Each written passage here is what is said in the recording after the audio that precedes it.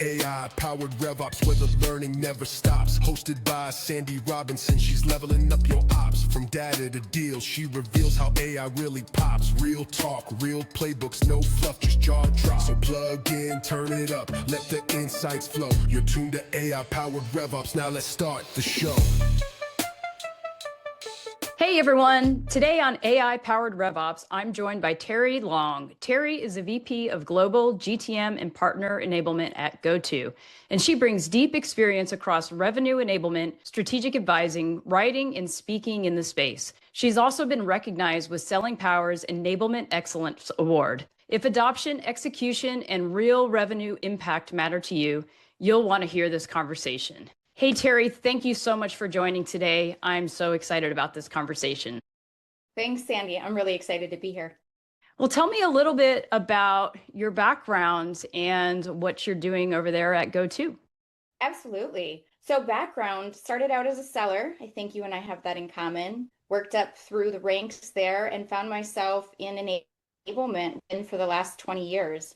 And I think if somebody asked me, why did I continue to stay in this space? Where's the passion come from? It's all about solving problems. So specifically, how are we helping revenue teams execute at a high level and at scale? And so I think that's the most compelling reason. But what we're working on over at GoTo right now is how do we take that strategy and turn that into execute? Because that's really where the breakdown happens in most cases. And so AI is giving us this opportunity to start closing that gap, not by replacing people, but actually giving sellers and managers insights about where they exactly need to be or what they may need to consider doing next. So the conversation around AI is really exciting. I think it's really interesting. But at the same time, the more important question is, how do we actually apply it to help the revenue teams perform? And that is exactly why I really wanted you to be on this podcast today. So I'd like to start out with a little bit of personal interest. So can you tell me a fun fact that maybe your work friends don't know about you? Absolutely. So one thing most people don't know about me is that I actually compete in fitness competitions. It's something that I started later in life. How do I challenge myself and my own assumptions around discipline, confidence, and how do I figure out this balance between raising a family and working full time? And frankly, it pushed me way outside of my comfort zone, way outside. But it ended up being so incredibly empowering and taught me so much about myself, my mindset, resilience, and consistency. And that's something that I'm able to bring into my professional life every single day. I love it. I love it. So do you do like fitness competitions or CrossFit? What do you do? So previously I was doing Spartan races. You probably have heard those in the past, which are kind of a comprehensive approach to, I would say, fitness. You're doing everything from the running to different obstacles. Now I've moved into the fitness through NPC, which is everything from you've got your bikini classes, you've got everything more muscle appropriate classes, I would say. So I think it's been exciting to be on stage and actually be able to go in, do the strength training, develop your body, develop, again, muscles you didn't even know, quite frankly, existed. 100%. I can relate to a lot of what you're saying. A couple of years ago, I decided to just really focus on my fitness and longevity and the discipline and everything, and not Spartan races or anything on that level. But that's really inspiring. And then can definitely relate to the mom thing and trying to balance, work, career, and then think about yourself and think about staying in shape and all those things and being at your best. It is a whole new level of balance. Definitely. It was shocking to me how hard it was at times. Yep. It is. It is. That's the mom life. I like to ask everybody, how did you actually start playing around with AI, or take me back to when you got started, even if when you started dabbling on a personal level, not necessarily for work?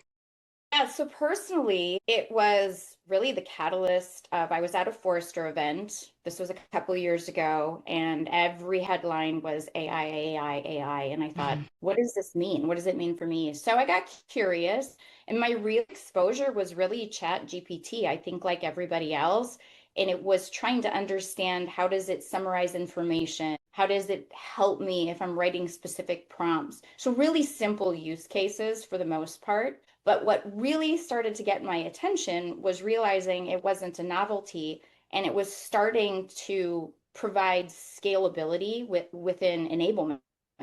And what happened there was simply my role over at MindTickle. When I was at MindTickle, the catalyst of how do we bring AI role play to light, which most companies are using today. But again, 2 years ago, it was new, it was fresh.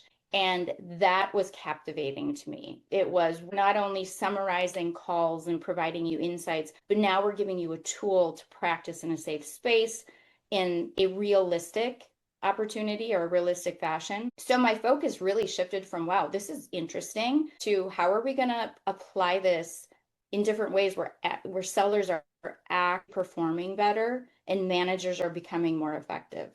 That's such a low-hanging fruit too, right? When you think about role play and no salesperson in the history of salespeople likes at all doing role play. So the safe space part of it is just huge, because it gives them the ability to kind of control the narrative and to do it in a safe space, do it 4, 5, 6 times before they click submit, right? Like there's that Right. inevitable repetition built in that you would literally never get even doing a live one-on-one role play with somebody. Yes, say with the sophistication of the AI becoming more, really focusing on sentiment, getting so tailored into personas, it's become more realistic than I could have imagined it, 2 years ago, 18 months ago, maybe even 12 months ago. So I agree. I wish it was something that we had back when I was selling. Yeah, right. I remember doing those torturous, as a sales leader, those torturous sessions to sit down and, have people do this mock sale and everything. It was rough. It was rough for sure. So as a global enablement leader, you're working with GTM teams and partner teams. When you look at AI right now in enablement, where are teams getting the true value, or where are they just kind of chasing shiny objects? So in my opinion, the real value is happening where AI is reducing friction in the daily workflow for sellers and managers. That is just a untapped potential. And what that looks like for us is call analysis, looking at coaching insights, automated summaries, surfacing relevant content in the moment of need, and those use cases that are directly supported to execution in the field. Because we're seeing even today, we do the same thing. Where teams are getting stuck chasing these shiny objects is when they treat AI as this novelty instead of tying it to a business outcome. And if the use case doesn't actually help a rep close the deal faster, help a manager coach more effectively, or help a leader make a better revenue decision, it's probably not where you should start. So being thoughtful about how you think about AI, again, it's not a novelty that you just set on top and say, oh, we're using AI because it's sitting on top of a platform. So you mentioned the call recordings, and that's definitely, I think, a real key data. There's so much data in the calls, and just even the raw transcripts. What are you using in terms of a tool to, one, for your note taker, and then what are you doing with that information? Are you just pulling the data with an API key and pushing it places, or using some sort of a tool that's doing it for you? How is that working from a technical perspective? So we have a couple different ways we're using it. One, we have our own internal chat GPT, and that is allowing us to do call summaries, very rudimentary from that perspective. But that is being ingested into a larger engine, a larger AI engine that's being built behind the scenes. On top of that, we use Call AI, so our conversational intelligence is being fed into that. We're also now able to pull in our performance data from Salesforce. So we're starting to get this comprehensive view using all the different inputs that tell a much different story than if you just use conversational intelligence in and of itself.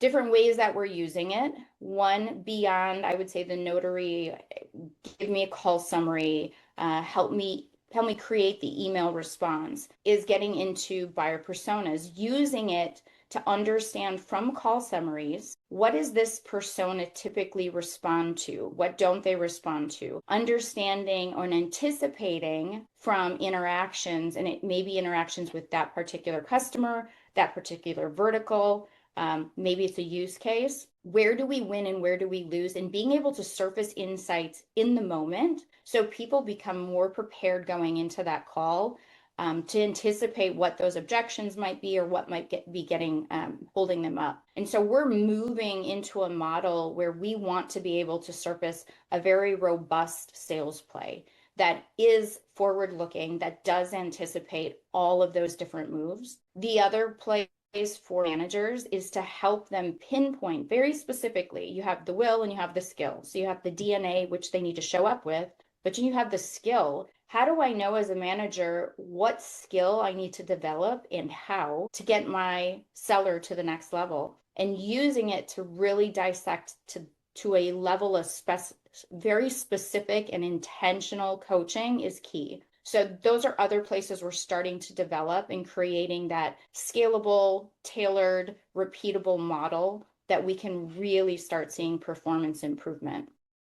That's great. I think from my perspective, some companies are much further along in terms of getting these internal tools set up. So are you working with your technology team, from a broader sense, and they're doing this kind of at a global company level? How is that interaction happening at your company? I will say I absolutely am blown away by how well our organization works together around strategic use cases. So in this sense, there was a AI team set up at the company level to start really understanding the different use cases across the organization. Within that business unit, there was a deployment of different strategies, but that was where we started intersecting from an enablement perspective and an operations perspective to see where are the sales use cases, where are there other use cases that could potentially be sales use cases or marketing use cases or operational use cases. So there's a steering committee that meets every single week and looks at exactly this conversation. Where is it showing up? Where do we have opportunities to drive better engagement, to have additional integrations? What will those integrations provide us? And so it's a tool strategy conversation, it's an AI strategy conversation, and it's also a business unit conversation. Very well orchestrated, and it's so fun to be a part of. So much fun. That's exciting. And I would imagine with all of this work, so, obviously revenue operations is a big part of sales process, the, customer journey, marketing processes, and the technology. So where do you believe that RevOps and enablement should be tightly aligned when it comes to AI and rolling out, new solutions that you're working on? This is actually one of the most important partnerships, in my opinion. RevOps owns data. They own systems that are powering revenue insights, and enablement needs to focus on driving behavior change in the field from those systems and revenue insights. And it only works if you bring those two things together. I have been so fortunate to have very strong RevOps leaders that I can partner with who, again, see the potential and have that vision, because RevOps is really ensuring that that data foundation is strong. And we in enablement have to translate those insights into something that sellers can take action on. And when the teams are aligned, AI is not just generating information, it's actually changing how people sell. It's changing their workflow. Yeah, it's drastically changing it. I mean, just looking back 2 years ago, and for folks that have been doing this a long time, it's so important to be open, right? Open to new things. And, some of the tools we've used for years, the legacy tools, like they're not cutting it now. So we have to look at new ways and the new tools, and same with the sellers. I think sellers, obviously administrative work is always their number one top, complaint. So being able to roll out something for them that's very useful with new technology that, saves them that time.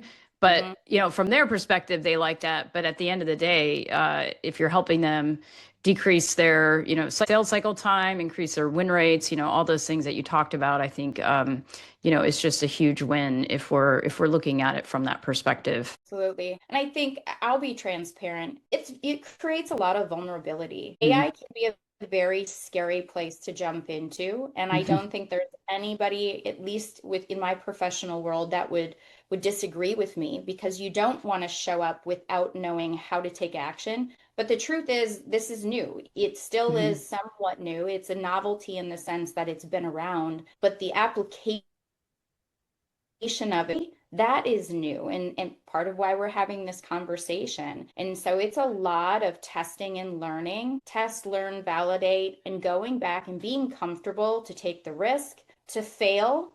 We've failed a couple different times, and it's okay, because we're learning what doesn't work, and we're learning what we need to do differently to help the revenue teams across the board. So I think knowing that it's okay being uncomfortable is probably the key to leaning into it further.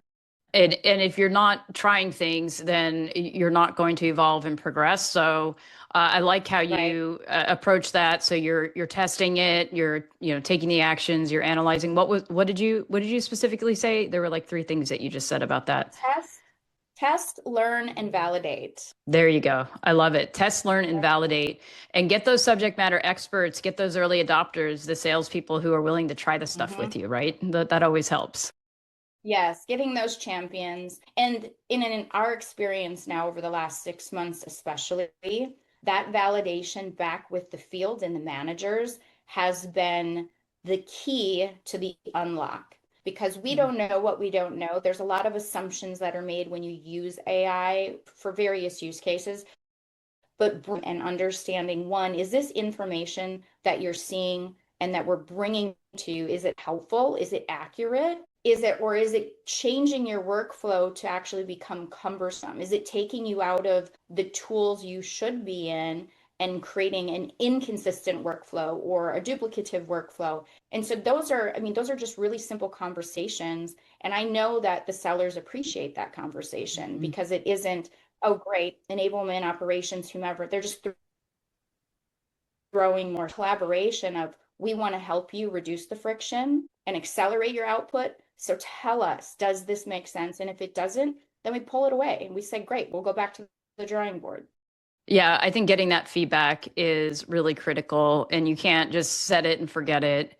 There's a lot of people No. who, are starting out, or, they're trying things. So what are the first couple of workflows you would recommend to prioritize for a revenue team who would like some quick wins without making it overwhelming for reps or managers?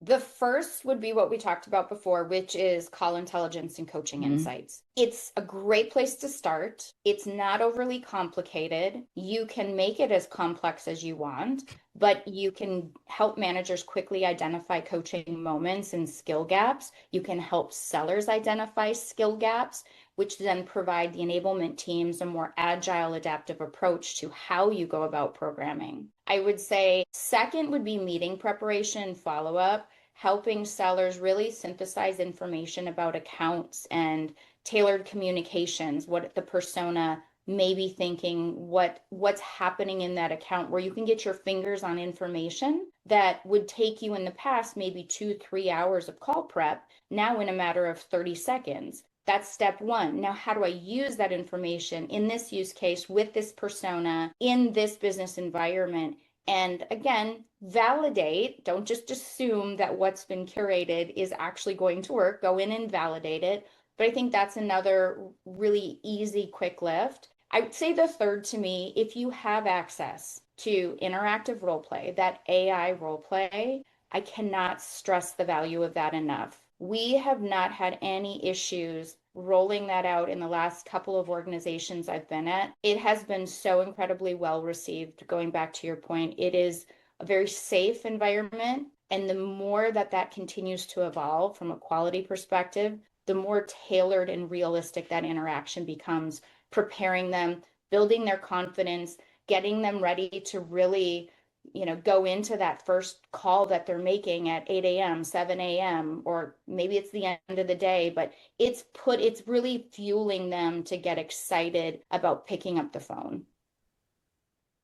It sounds like you've had a lot of success with adoption on things like AI role play. In obviously adoption is always a challenge. So when you think about AI adoption, what have you found works when you're trying to get teams to trust it and use it and, see the benefits?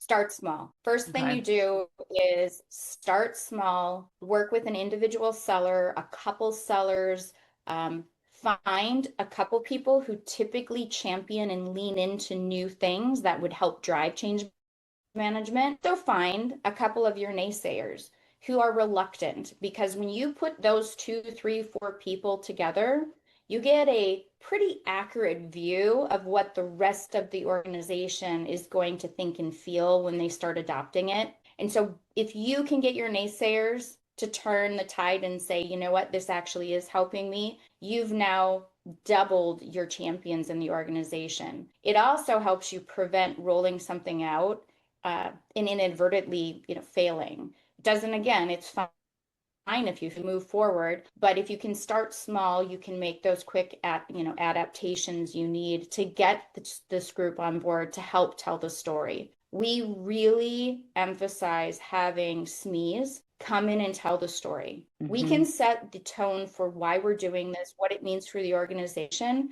but if I'm a seller, I don't care. You need to tell me what's in it for me. How is it going to help me do my job better, get to my quota faster, increase my win rates, make money?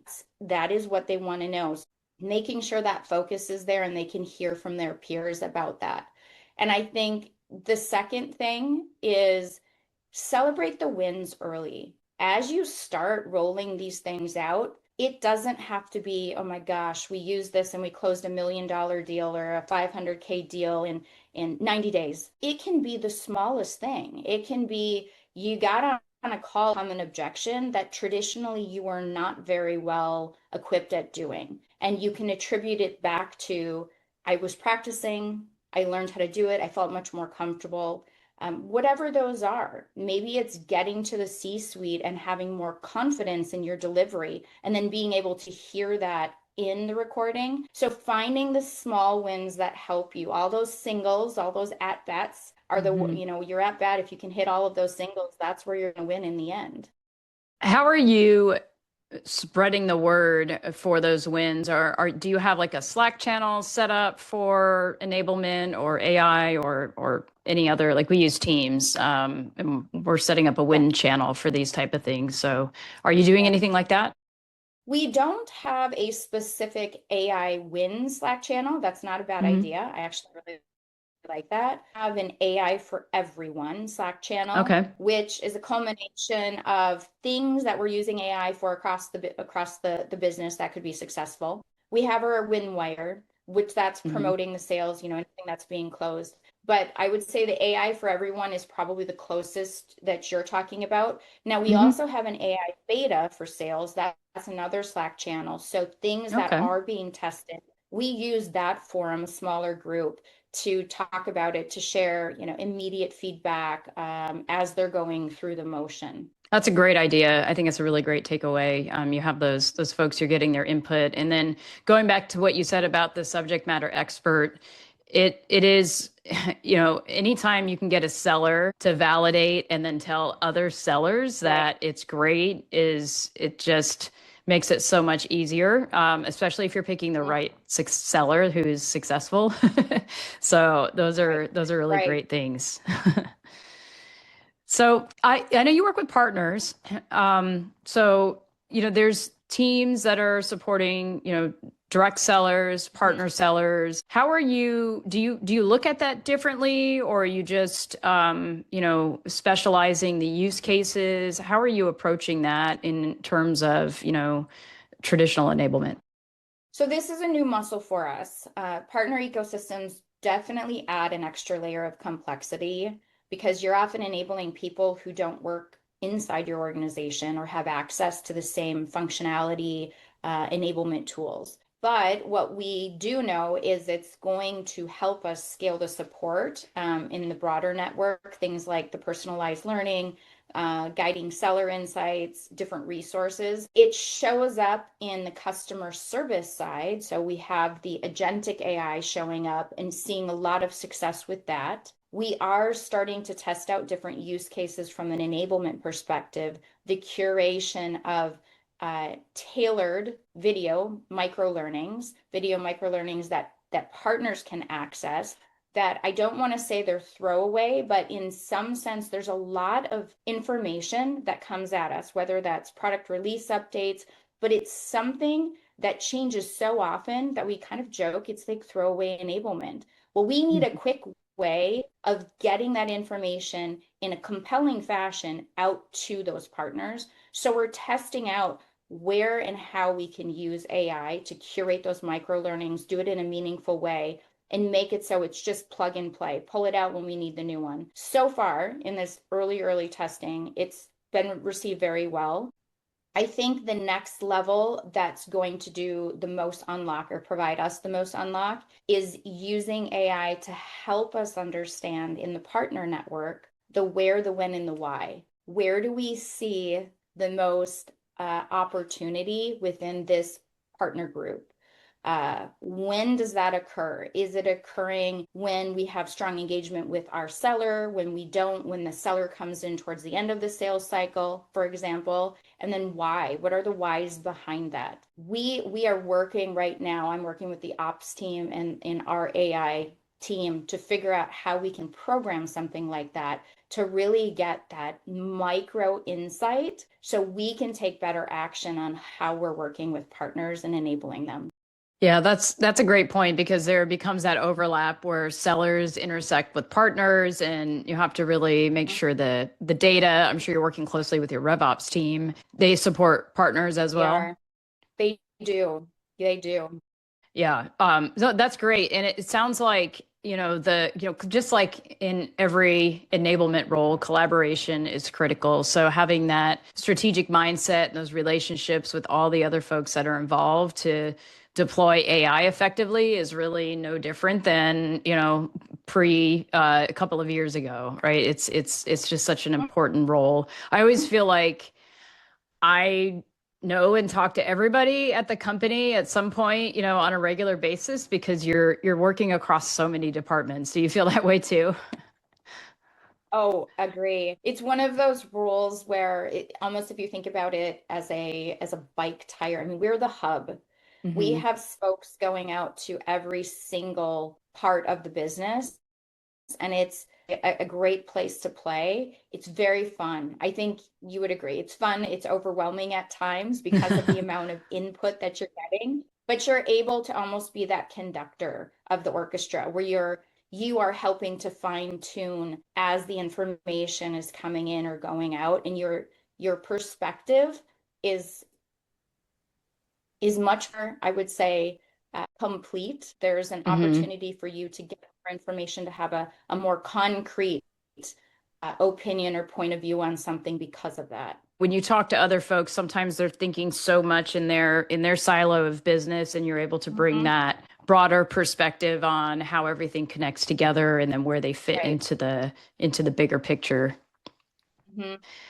So looking ahead, with your expertise and your deep knowledge in the industry, and you're really deep in AI and just providing so much value to the enablement community, the RevOps community, what do you think the best enablement leaders will be doing over the next 12 to 18 months that, average teams are going to be missing out on? Using AI to enable execution across your Mm. revenue teams, across your partner teams. I would even say internally with your enablement team, with your marketing team. AI is going to be that unlock. When we talked at the beginning, most organizations have a great strategy and they can talk through that. But the single point of failure that I would say happens in any organization I've been at is in that execution. And so Hmm. using AI to help bridge that gap and make sure that it's done well, done effectively, and can be done at scale will be key. And then going back to what we were talking about earlier, it's the complex problems. AI is going to help you create solutions to those complex problems that traditionally it was sometimes impossible to pull all of the different resources, data sets, SMEs together to understand what problem you're trying to solve. But I think that that's the real opportunity. Yeah, I mean, you said it very well, and it just made me think of, I think initially everybody was saying, well, it just makes people more efficient, it saves time. But the reality is it's that execution impact, and that Mhm. at the end of the day is the revenue, which is what matters most, and that execution, because you can save somebody all the time in the world, make them more Right. efficient, but if they're not more effective and they're not closing deals, they're not executing because of the work, then it Mhm. really literally doesn't matter at all. Correct. Correct. That's where you have AI sitting on top of something, not actually doing anything. It's more of the shiny object of I can check the box. We're using AI, but Mm-hmm. I would ask the question, but are you actually solving a problem with AI? Mm-hmm. Mm-hmm. Yeah, I mean, what problem are you trying to solve? What's the business case? What's the outcome that you're looking for? It's all those foundational things. And, it's just truly impactful. Like I'm doing a project on, refining our ICP, Mm, and I'm really putting Chat GPT extended thinking 5.4 to work, right? Because I'm huh? having it do this deep research, and I'll Yes. like click back to the screen and look at it. I'm like, man, it's going through this, it's doing this. And I'm just thinking to myself, the work it's doing that I'm telling it to do would have taken weeks, Hmm. and even with weeks and multiple interns and people pressing buttons, you don't even know if it's going to truly be effective, right? Like if Right. you're going to get the right information. So it's so powerful, but if you don't use it to execute, it doesn't matter. If you're just using it to check a box because it's a Hmm. company mandate or something like that, because I do see that, right? I see Right. people like, well, yeah, we have an AI role play bot. Great. Well, Hmm. what are you gaining from that? What's the impact been from the sales team? How Right. have you evolved it? Did you just turn it on and say, go do it, or Mhm. have you really pinpointed objection handling that people are missing because you found that from the call intelligence data? So like, how are you using that to execute? I think is just so Yeah. important for people listening to remember, because otherwise it's just ancillary. It's just another thing. And just like you said, shiny objects. So what metrics along those lines, like what metrics would you tell an AI enablement program, or how would you be able to tell it's actually working? Are your reps ramping faster? Are your partners registering deals faster? Are you seeing an increase in your win rates? Do you see manager coaching happening effectively, resulting in behavior change and improved results, which is the key? Like behavior change and improved results is the key. I think, administratively, we talked earlier about this. Do you see that your sellers are now spending quality time with prospects and customers? And are you getting that kind of feedback? And if you're seeing those metrics move, then AI is absolutely creating real value. This is such great advice from your experience. I want to talk about our rapid fire questions now. So Oh, I've been sure. asking every guest the same 5 questions, and what I did was I went to AI and I asked AI, what are RevOps and enablement leaders asking about AI? What are they curious about? What are they afraid of? And I came up with these, 5 rapid fire questions. So we'll get started on those. Are you Mhm. ready? I'm ready. Let's go. All right. I love it. I love it. Okay. What's the first place you'd tell a revenue enablement team to start with AI? Find the highest friction point in your seller or your partner's workflow and start there. Great. Is revenue enablement data actually AI ready, or are most teams just automating garbage? I love this question. There are some organizations that are AI ready. I would argue there's a lot more organizations that need to focus on improving data quality. Garbage in, garbage out. That goes back to my test, learn, validate. We need to have a clear understanding and validation that that data quality is there. Yes, I couldn't agree more as a RevOps leader. Mhm. So, what's one, and I think you already hit this one, but what's one AI use case in revenue enablement you've seen actually work in the real world? I'll give you two: call Okay. intelligence and coaching insights. How do you measure real ROI from AI in enablement? Going back to the metrics we talked about, do we see an improvement in ramp time? Are we seeing an improvement in win rates? And then very specifically, let's assume you're using AI for, maybe you're using the AI role play for objection handling.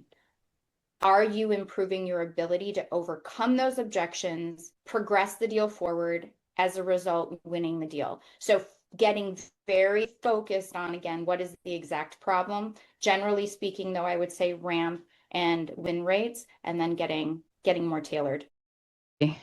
Okay, here is the $1 million question. And I think this is the one that causes some people anxiety. Will AI replace enablement, or will enablement leaders who use AI replace those who don't? No, I don't believe so. The caveat is anybody in RevOps enablement, quite frankly, anybody in a role in business today, leaders that embrace AI will outperform those who don't. Some of the examples I would even give you, if you look at job descriptions today, they now include your AI experience. Can you fluently speak to AI, how it helps organizations at scale, how it helps sellers perform from a RevOps perspective, how it might help your workflow? So getting very smart about where and when to use AI in your role, and then also generally speaking at an organization level, yes, you are absolutely at risk. Yeah, I definitely agree with that. And I think, like, you just made me think of a job description I just put together for a director of GTM enablement. And of course, I Mhm. went to ChatGPT and started creating a job description.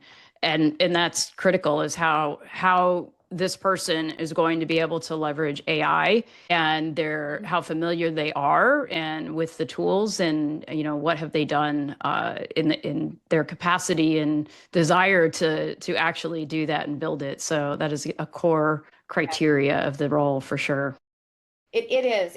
It is now embedded into the skill set that is non-negotiable. Don't start with AI, start with a problem, and then Mm. find ways to solve that problem. And then going back to what we talked about, when you're first looking at that AI use case, identify a friction point. Where in your revenue process do sellers or managers lose time? Do they lack insight? Do they need support? What is that friction point? Figure out very clearly what's the job to be done or what's the problem to solve, and then how can AI help you with that? I'd go back to my comment about test, learn, and validate. Lean in and test and learn, and then validate those results and continue to do that process, because the organizations I believe that are going to win with AI are the ones that are experimenting the most. They're going to be Mhm. applying it intentionally to drive better outcomes. And that requires, like I said, you've got to be vulnerable. Mhm. You have to lean in. You have to be a lifelong learner. Mhm.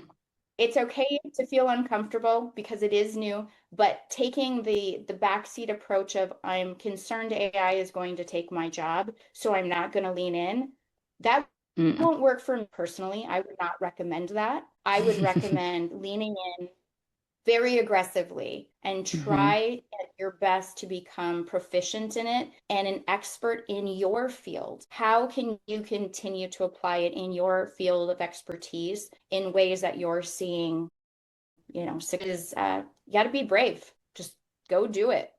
Go do it. And what you do today and 2 months from now, you may be doing something totally different because it's going to keep Right, changing. So if you're waiting around and not experimenting, everybody's going to pass right. you by, and it will be a self-fulfilling process prophecy. You'll find yourself without a job. So just try stuff Mhm. like and work with the teams. And I love what you said about focusing on the problem because that is just really the core of everything in enablement. AI or not, pre-AI, post-AI is what problem are you trying to solve?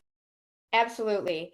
And I would also say, I was sitting at my daughter's soccer game the other day, and there was a couple people next to me, and she was talking about how AI is so interesting, but she doesn't understand it, and she doesn't really want to understand it. She said, "I'm not going to have a job and it'll take over." And again, going back to my comment, I would not encourage that attitude. I would love to encourage the attitude that my younger daughter brought, which was she had come to me and said, "Mom, I hear you talking on these calls about AI all the time. How do you guys use AI? I don't know that I understand it that way." So here are my 17-year-olds coming to me to try to understand these conversations. And I loved it. I was Hmm. explaining the same thing to her. You're going to be leaning into this in college. We're going to make sure that this is something you become an expert in because it is moving fast. It's going to continue to move faster.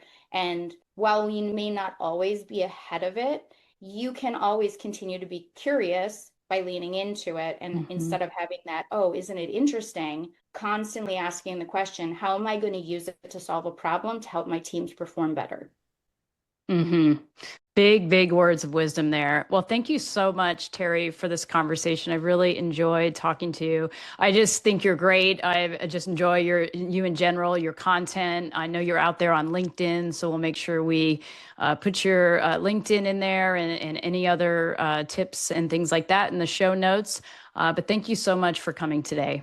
Thanks for having me, Sandy. Great conversation. Always good to see you. You got it. Well, this has been another episode of AI Powered RevOps. Thank you for listening and stay tuned for more.